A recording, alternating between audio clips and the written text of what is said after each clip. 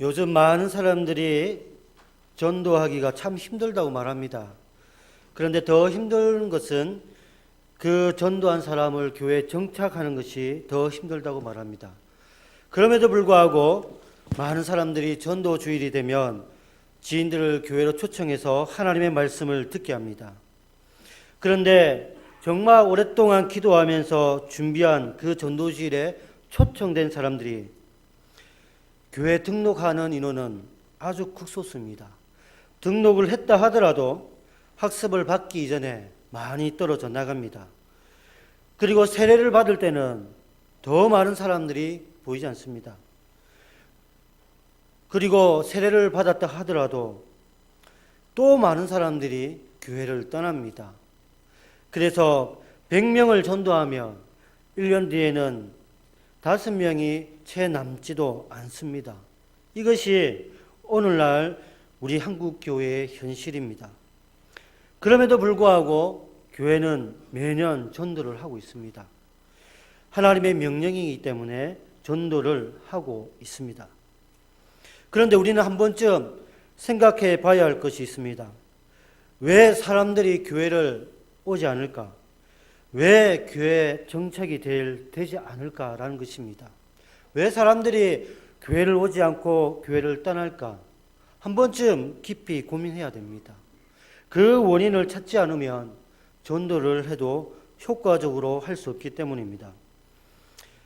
안타까운 것은 많은 교회들이 전도의 효율성을 위해서 교회 시설을 확충합니다. 리모델링을 하고 좋은 시설들을 많이 갖춥니다. 복지시설, 스포츠, 도서관, 눈높이에 맞는 시설들을 많이 갖춥니다. 그럼에도 불구하고 전도가 잘 되지 않습니다.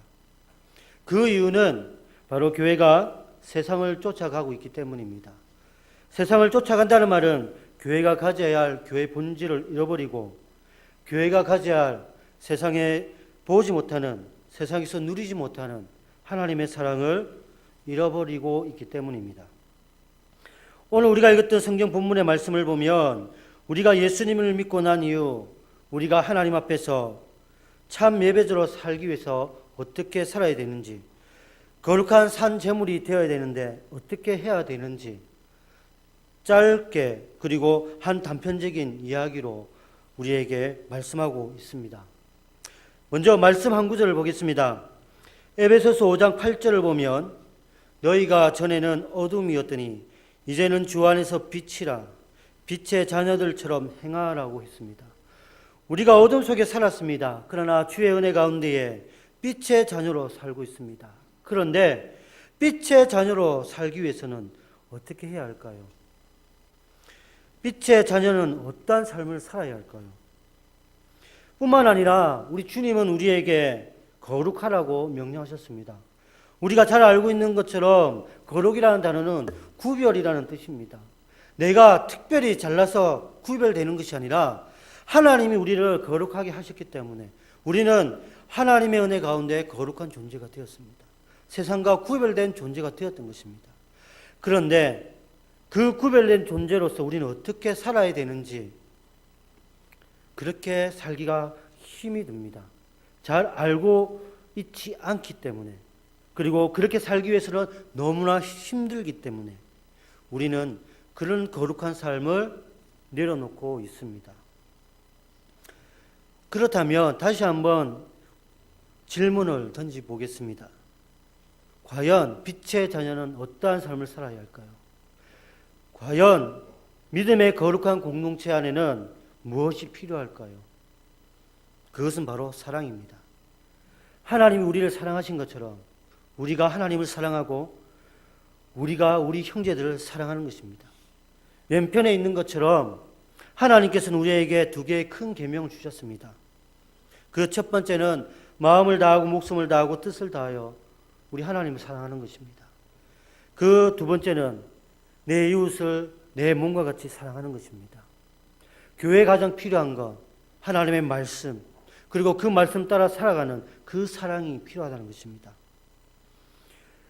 그 사랑이, 하나님을 사랑하고 이웃을 사랑하는 그것이 전체로 드리는 모든 번제물보다, 그리고 기타 제물보다가 보다 낫다고 말씀하고 계십니다. 그만큼 우리가 예배 드릴 때에 하나님의 사랑이 중요하다는 것입니다. 더 나아가 예수님은 우리에게 마태복음 5장 44절에서는 너희 원수를 사랑하며 너희를 박해하는 자를 위하여 기도하랬습니다. 원수 그대로 대하는 것이 아니라 그들을 사랑하라 했습니다. 우리를 박해하고 핍박하는 자를 위해 기도하라고 했습니다. 그리고 누가복음 6장 27절에서는 너희 원수를 사랑하며 너희를 미워하는 자를 선대하라 했습니다. 이것이 교회에게 필요한 것입니다. 세상이 우리를 핍박하고 박해하고 오해하고 비난한다 하더라도 우리가 세상을 미워하는 것이 아니라 세상 사람들을 미워하는 것이 아니라 우리가 그들을 위해 기도해야 된다는 것입니다. 우리가 그러한 삶을 그리고 그러한 사랑을 받았기 때문입니다. 우리 모두는 예수를 믿기 전에 교회를 비난했을 것입니다. 예수쟁이라고 교회를 욕하는 사람도 있었을 것입니다. 때로는 가족 중에 교회 다닌다고 해서 학대하고 박해하는 사람도 있었을 것입니다. 그런데 우리가 하나님의 사랑으로 지금 이 자리에 앉아 있는 것입니다. 그 사랑으로 우리는 원수까지도 사랑하며 우리를 미워하는 자를 위해 선대하는 것입니다. 이것이 우리의 삶 가운데 필요하다는 것입니다. 이렇게 하나님의 사랑으로 다른 사람을, 형제를 사랑하기 위해서는 먼저 우리에게 인식의 전환이 필요합니다. 우리는 주 안에서 그리스도의 피로 맺어진 한 형제입니다. 그리스도의 몸의 지체라는 것을 우리는 매일매일 그리고 순간순간마다 고백해야 됩니다. 부모가 다릅니다. 그러나 우리는 예수 그리스도의 피로 맺어진 그 무엇과도 끊을 수 없는 형제라는 것을 기억하십시오. 우리 몸에는 수많은 각 지체들이 다양한 기능을 통해 우리 몸을 이루고 있습니다. 교회 공동체 역시 그렇습니다. 그리스도 안에는 다양한 사람들이 모여 다양한 기능 속에서 교회를 섬기고 그리고 교회가 하나 될 수 있도록 기도하고 예배드리고 있습니다. 옆에 있는 전혀 우리와 생김새가 다른 그분이 우리의 형제라는 것을 기억하시기 바랍니다. 그분이 나한테 해준 것이 없다 하더라도 여러분이 사랑해야 할 형제들입니다. 때로는 그분이 여러분을 오해하고 상처를 줬다 하더라도 그분이 여러분의 형제라는 것입니다. 여러분이 사랑해야 되고 그분이 여러분과 함께 손잡고 하나님의 아름다운 공동체를 위해 협력해야 할 지체라는 것입니다. 우리가 읽었던 본문 11절을 보면 우리 형제를 섬기고 교회를 섬길 때에 게으르지 말고 부지런하게 열심히 섬기라고 명령하고 있습니다. 이 말씀처럼 많은 분들이 정말 열심을 내어 물질을 내고 시간을 내어 교회를 섬깁니다. 헌신합니다. 그런데 정말 안 되는 것이 있다면 형제를 진심으로 사랑하는 것입니다. 형제의 아픔을 함께 나누며 울고 함께 기뻐하지 못할 때가 많이 있습니다. 때로는 시기하고 때로는 질투를 합니다. 심지어 자기 자신과 코드가 맞지 않는다는 이유로 함께 있기를 거부하는 사람도 있습니다. 이것은 형제를 사랑하는 방법이 아니고 하나님의 아름다운 공동체를 섬기는 방법이 아닙니다. 비록 내 마음이 들지 않고 비록 내 생각과는 다르지만 사랑하는 것이 바로 하나님의 뜻입니다. 본문 10절을 보면 형제를 사랑하여 서로 우애하고라는 문구가 있습니다. 이 말을 직역하면 형제애를 방편으로 하여 서로 간의 가족처럼 알뜰히 사랑하고 라고 다시 우리가 해석할 수가 있습니다. 교회는 예수 그리스도에 맺어진 한 가족이기 때문에 진정한 가족처럼 서로 아끼고 배려하고 조건 없이 나눠주어야 됩니다. 진정 우리가 매일매일 식탁을 대하고 함께 아픔을 나누는 가족처럼 교회 공동체 역시 하나님 아버지 안에서 함께 웃고 배려하고 이해하고 때로는 권면하는 그런 아름다운 공동체가 되어야 됩니다. 그런데 실제 우리의 삶 속에는 그러한 점들이 너무나 미비합니다. 그렇기 때문에 우리는 인식의 전환이 필요합니다. 쉽지 않더라도 기도하면서 그 사람이 진정 내 형제처럼 생각할 수 있도록 은혜를 베풀어 달라고 기도하면서 내 생각이 바뀔 수 있도록 하나님께 도움을 구해야 됩니다. 그렇지 않으면 서로 한자리에 앉아 예배 드리는 것조차 힘들 수도 있습니다. 편견, 오해가 우리 안에 가득하기 때문입니다. 인식의 전환이 되면 우리는 형제를 존경하기 위해 노력해야 됩니다. 이런저런 조건에 따져서 존경하는 것이 아니라 내가 먼저 존경하는 노력을 해야 한다는 뜻입니다. 세상은 나보다 인품이 있거나 나보다 더 나은 점이 있는 사람을 향해 존경을 합니다. 그러나 하나님의 말씀은 내가 하나님의 은혜 가운데 낮아짐으로 통해 이웃을, 형제를 나보다 더 낮게 여기라고 말씀하고 있습니다. 본문 10절을 보면 존경하기를 서로 먼저 하며라고 되어 있습니다. 이 말은 존경을 방편으로 서로 더 낮게 여기라는 뜻입니다. 하나님 우리에게 하신 말씀은 내가 예수 그리스도의 은혜를 통해 나보다 더 못한, 나보다 더 힘들어하는 그 형제를 더 낮게 여기라는 것입니다. 성별이나 차이, 나이, 직업, 환경, 우리 모두는 다 다양합니다. 키가 크고 작고 얼굴 색도 다 다릅니다. 그래서 우리는 하나님의 은혜 없이는 하나가 될 수가 없습니다. 하나님의 은혜 없이는 옆에 있는 형제를 존경할 수가 없습니다. 그래서 우리는 매 순간순간마다 내 생각이 아니라 하나님의 뜻을 구하고 내 마음을 주장하게 해달라고 기도해야 됩니다. 말 한마디 한마디 하는 것도 때로는 조심해야 된다는 것입니다. 실제로 교회 안에는 똑같은 환경이지만 다르게 살아가는 사람들이 너무나 많이 있습니다. 예를 들면 우리 학생들이 시험을 칩니다. 어떤 친구는 정말 시험을 잘 쳤습니다. 기쁘고 감사합니다. 그런데 어떤 친구는 실수를 해서 너무나 괴롭습니다. 그런데 똑같은 자리에 앉아서 시험 잘 친 학생이 옆에 있는 친구를 배려하지 않고 자기 자랑만 한다면 과연 시험 못 친 그 친구가 교회에 오고 싶은 마음이 있을까요? 없다는 것입니다. 정말 우리가 존경하는 마음으로 이웃을 선대하고 사랑한다면 그 사람의 마음을 헤아릴 수 있어야 된다는 것입니다. 전도를 잘하는 교회를 탐방해 보았습니다. 정착을 잘하는 교회도 탐방해 보았습니다. 특징이 있었습니다.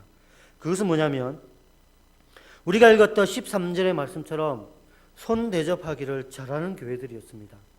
자기 중심으로 교제하는 교회가 아닙니다. 초청되어 온 그 사람의 입장에 서서 모든 것들을 준비하고 있었습니다. 그 사람들이 필요하면 친절하게 안내해주고 친절하게 도와줍니다. 심지어 그 사람들이 식당에서 줄을 서지 않고 잘 안내를 받아 함께 교제할 수 있도록 배려까지 하고 있었습니다. 대접은 베푸는 사람의 입장에서 대접할 수 있습니다. 그러나 하나님이 우리에게 말씀하신 성경 말씀에 의하면 손 대접은 대접받는 사람의 입장에서 대접하라는 것입니다. 우리가 잘 아는 것처럼 전도 대상자나 새로운 새신자들은 어린아이 같은 연약자입니다. 우리가 세심한 배려 없이는 그 사람들은 교회를 오해할 수도 있고 쉽게 상처를 입을 수 있습니다. 우리가 잘 섬기지 않으면 그 사람들이 다시 세상으로 뛰어나갈 수 있다는 것입니다. 그래서 우리가 그 사람들을 배려하지 않고 우리 중심으로 섬기면 많은 사람들이 상처를 입고 교회를 떠나게 된다는 것입니다. 그래서 우리는 하나님이 우리를 사랑하신 것처럼 그 십자가의 사랑으로 그들을 섬기고 배려해야 됩니다. 성경에는 우리에게 명령으로 사용하고 있습니다. 바라옵기는 손 대접하는 이것이 우리에게 율법이 되지 않기를 간절히 바랍니다. 예수님의 사랑으로, 부모의 사랑으로, 형제가 사랑하는 것처럼 우리의 형제를 사랑하는 우리 모두가 되기를 간절히 소원합니다. 많은 교회들이 이렇게 전도를 위해 열심히 노력합니다. 키즈 카페를 만들고 스포츠나 복지 시설들을 확대합니다. 많은 교회를 탐방해 보았는데 놀이 시설이 있고 도서관이 있고 그리고 체육관들이 많이 있습니다. 그런데 이 교회들 역시 전도하기가 너무너무 힘들다고 합니다. 아무리 시설이 좋다 하더라도 그 한 사람, 전도되어 온 그 한 사람이 정착하고 하나님의 자녀답게, 하나님의 성도답게 살아갈 수 있도록 양육하는 것이 너무나 힘들다고 합니다. 결론으로 말하면 한 사람을 바르게 양육하는 것은 교회 시설의 문제가 아니라 교회 구성원의 문제가 있다는 것입니다. 우리가 자녀를 양육합니다. 좋은 집, 좋은 가구, 좋은 물건들이 가득한 가정에서 자녀를 양육한다 하더라도 그 자녀가 바르게 양육된다는 것은 장담할 수가 없습니다. 왜냐하면 자녀 양육에 있어서 좋은 부모가 있어야 됩니다. 좋은 형제가 있어야 됩니다. 교회 역시도 그렇습니다. 한 사람의 그리스도인을 양육하기 위해서는 예배가 있어야 되고 좋은 형제와 자매들이 옆에 있어야 됩니다. 그래야 한 사람을 바르게 양육할 수가 있습니다. 우리 가정처럼 우리 교회도 이러한 형제들이 많이 생겨 새롭게 교회를 출석하는 사람들이 그 형제들의 사랑을 통해 바르게 양육되는 교회가 될 수 있기를 간절히 소원합니다. 결국 우리는 시설에 관심을 두기보다 먼저 우리 구성원들에 대해서 관심을 두고 있어야 됩니다. 우리 연약한 형제 자매들, 홀로 눈물을 흘리고 있는, 가슴을 치고 있는, 아파하는 형제 자매들이 과연 왜 눈물을 흘리고 있을까? 왜 힘들어하고 있을까? 함께 공유하고 같이 기도하는 그 교회가 아름다운 교회가 될 수 있다는 것입니다. 그 교회가 주님의 사랑이 가득한 교회가 될 수 있음을 기억하시기 바랍니다. 하나님은 우리가 읽었던 본문 1절 2절 말씀에 우리에게 거룩한 산 제물이 되라고 말씀하십니다. 우리가 거룩한 산 제물이 되고 하나님 안에서 함께 사랑하기 위해서는 내가 먼저 변화되어야 됩니다. 우리 공동체가 먼저 변화되어야 됩니다. 변화되기 위해서 하나님의 은혜를 구하고 발버둥 치고 부르짖어야 되는 것입니다. 이것은 교육을 한다고 해서 되는 것이 아닙니다. 오직 하나님의 은혜 없이는 내가 바뀌지 않는다는 것입니다. 한 가지 이야기를 하겠습니다. 요즘 유명한 목사님들이 매스컴에 많이 떠오릅니다. 좋은 면에서 떠오르는 것보다 좋지 않은 면에서 이슈화가 되는 것이 많이 있습니다. 그 중에 한 가지가 목사님들의 삶의 문제가 있었습니다. 요즘 뜬다는 목사님들이 골프를 많이 친다고 합니다. 제가 서울에 있을 때 실제로 장로님들이 담임 목사님을 향해 목사님 골프 신방 한번 하시죠. 저는 처음 들어봤습니다. 목사님에게 골프 신방. 장로님들이 골프 치고 싶은데 다른 사람들이 눈이 두려워 목사님에게 함께 골프장에서 신방을 받기 원한다는 것입니다. 물론 운동이 될 수가 있습니다. 그러나 아직까지 우리나라의 정서상으로 목회자가, 성직자가 골프를 친다는 것은 성도들의 마음에 위로가 되지 않습니다. 오히려 그들에게 상처가 될 수가 있습니다. 그래서 송기론 목사님이, 오카노 목사님이 살아생전에 함께 식사를 하면서 이렇게 질문을 했습니다. 오카노 목사님, 왜 골프를 안 하세요? 이렇게 질문을 했습니다. 푸른 잔디도 있고 맑은 공기도 새면서 신방을 하고 운동을 하며 목사님 건강도 좋아지는데 골프를 하려고 권면을 했다고 합니다. 그러자 옥하는 목사님이 내가 골프를 안 치는 그 이유만으로 위로받는 성도가 많이 있다. 나는 그 성도들을 배신 안 할 거야. 하고 싶은 마음이 있을 수 있습니다. 골프를 싫어해서 안 치는 것이 아니라 성도들에게 상처를 주지 않기 위해서, 성도들에게 기대감을 저버리지 않기 위해서 자기 자신을 절제하는 것이었습니다. 목회자는 때로는 자기가 너무너무 하고 싶은 것이 있어도 성도들에게 상처를 주지 않기 위해, 성도들에게 위로를 드리기 위해 자기 자신을 절제할 때가 많이 있습니다. 심지어 힘들고 어려워도 하기 싫어도 이것 때문에 우리 교회 성도 한 사람이 기쁨을 얻고 위로를 얻는다면 열심히 하는 것이 목회자들의 모습입니다. 비단 목회자들뿐만 아니라 우리 장로님도 그렇고 우리 권사님도 그러한 삶을 살아가고 있습니다.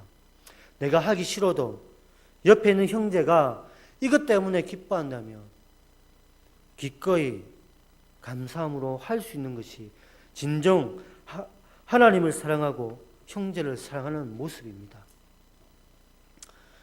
부모가 자녀를 위해 하기 싫어도 헌신하는 것처럼, 정말 먹고 싶어도 자녀들에게 양보하는 것처럼, 앞서 예수님을 믿은 우리가, 예수님을 받은 우리가 그 부모의 마음으로 형제에게 양보해주고 그 형제에게 위로를 준다면 더 아름다운 교회가 될 것이라 믿습니다. 또 한 가지 이야기가 있습니다. 아주 오래전에 분당에 있는 한 교회 설교를 듣게 되었습니다. 그 담임 목사님의 설교 중에 이런 내용이 있었습니다. 우리처럼 목장 모임을 사랑방 모임이라고 했는데, 사랑방 모임을 할 때 혹시 자기 자식이나 자신의 것을 자랑하고 싶은 마음이 있는 사람은 사랑방 모임에 참여하지 마십시오. 그렇게 설교 시간에 아주 강력하게 공고하고 있었습니다. 그런 자기 자랑, 자식 자랑 때문에 자랑할 것 하나도 없는 그 연약한 성도 한 사람이 상처를 입는다는 것입니다. 자녀 문제 때문에 힘들어하고, 건강 때문에 괴로워하고, 여러 가지 일 때문에 하나님 은혜 없이는 도저히 살아갈 수 없는 그 한 사람이 위로받기 위해 교회를 왔습니다. 그리고 사랑방 모임에 참여했는데 자기에게 하나도 없는, 오히려 그것 때문에 괴로워하는, 그것 때문에 아파하는데 옆에 있는 한 형제가 그것을 자랑하고 있으면 그 사람에게는 상처투성이로 집으로 돌아간다는 것입니다. 위로를 받아야 할 교회에서 상처를 가지고 교회를 나간다는 것입니다. 그래서 그 목사님이 제발 이런 분들은 사랑방 모임에 참여 안 하면 더 좋은 모임이 될 것이라고 말을 한 적이 있었습니다. 내 말 한마디 때문에, 내가 자랑하고 싶은 그 말 한마디 때문에 혹시 내 이웃이 깊은 상처를 입는다면 절제하는 것이 하나님의 기쁨이 되는 것입니다. 그 절제하는 것이 이웃 사랑이라는 것입니다. 이웃을 사랑하고 형제를 사랑하는 것, 그것은 큰 것에 시작되는 것이 아닙니다.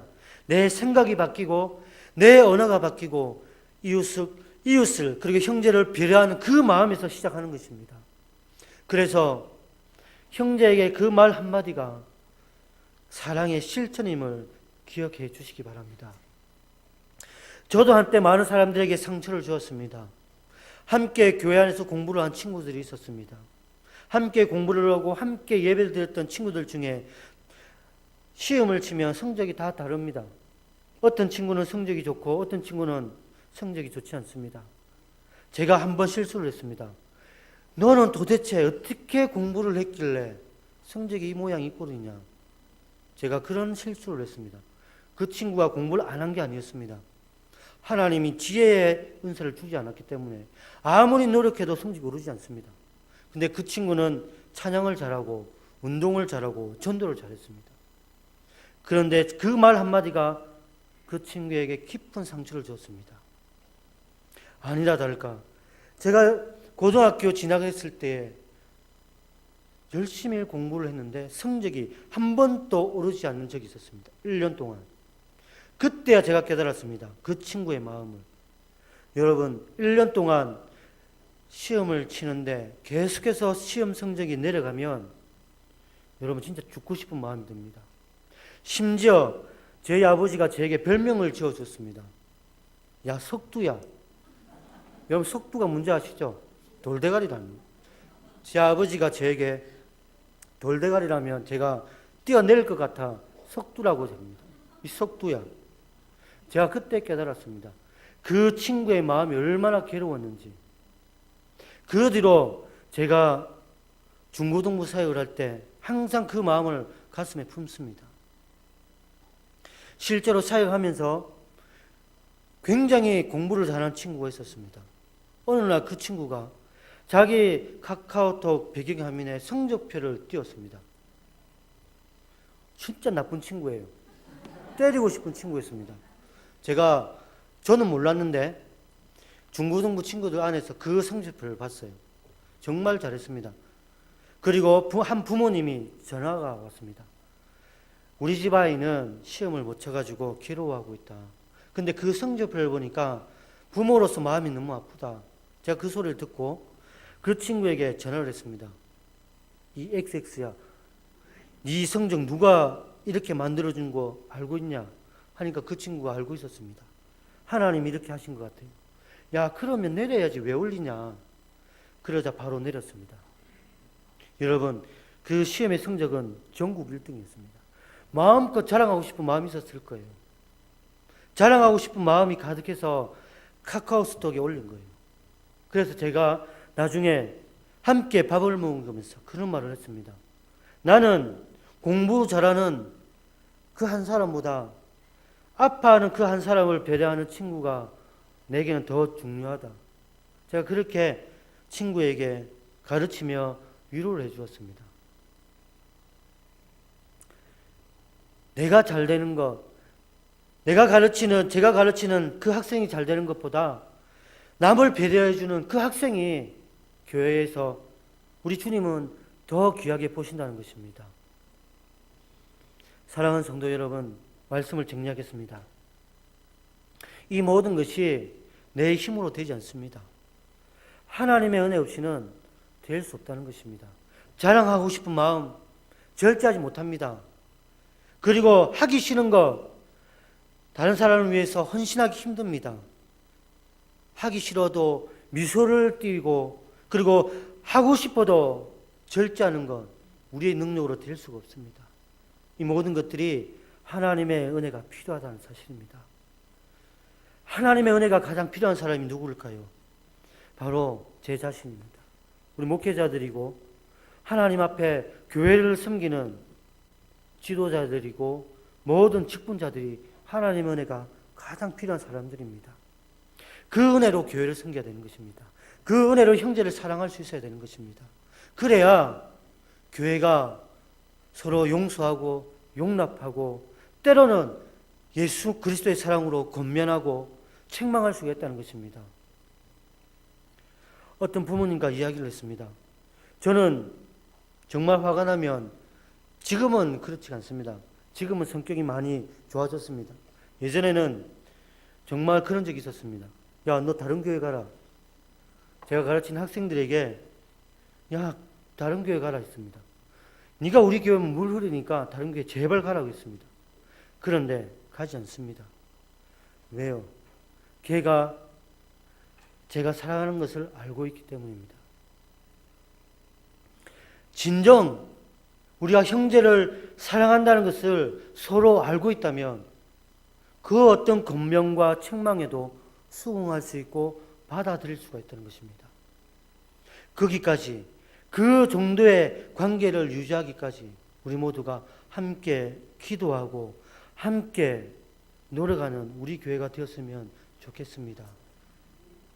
우리 교육자를 위해서도 많이 기도해 주시기 바랍니다. 사실 예배 시간에 은혜 받기가 가장 힘든 사람들이 교육자들입니다. 저 뒤에 앉아 있으면 예배 집중하기가 상당히 힘듭니다.